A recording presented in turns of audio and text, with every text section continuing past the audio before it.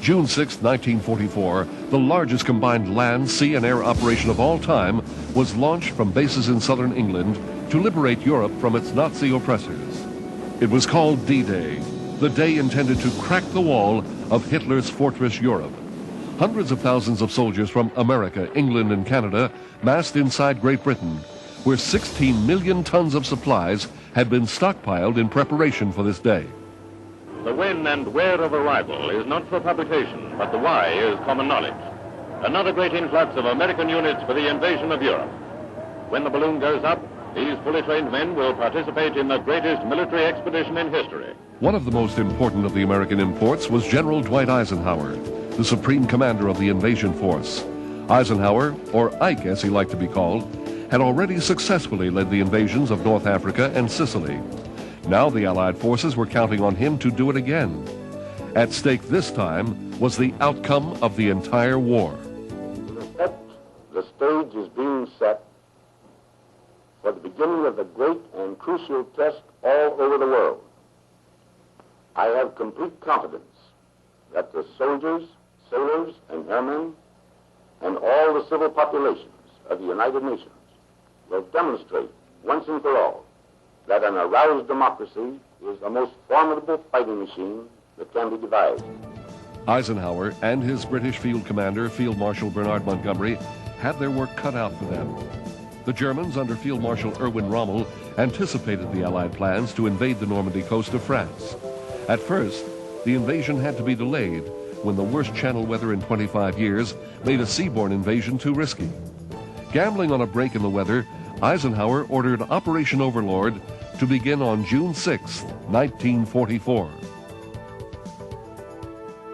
The dawn of June the 6th comes up like thunder over the invasion coast as Allied heavy and medium bombers, following in the wake of Bomber Command, send down their share of the 20,000 tons of bombs dropped in the 24 hours preceding the landings. The softening up of the German defenses along a broad stretch of coast. 156,000 men landed on the Normandy coast during the first 48 hours of the invasion. 6 beachheads were established despite the punishing fire from Rommel's Atlantic Wall defense.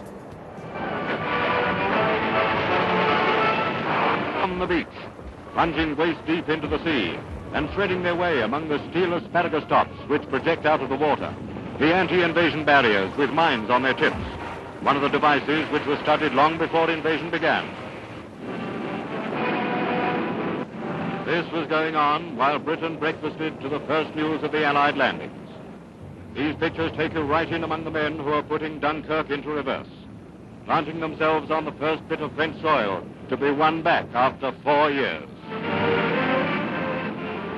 Part of the invasion's success lay in the German reaction.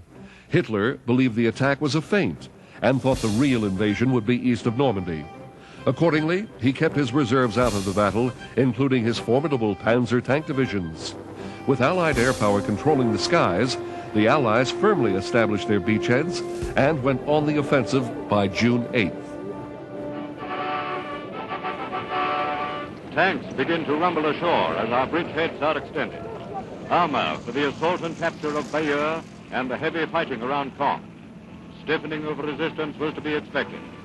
A Boche with his face bashed about a bit joins the gang of his fellow countrymen taken prisoner. Just a few chipped off Hitler's army of occupation, for whom the invasion bell tolls.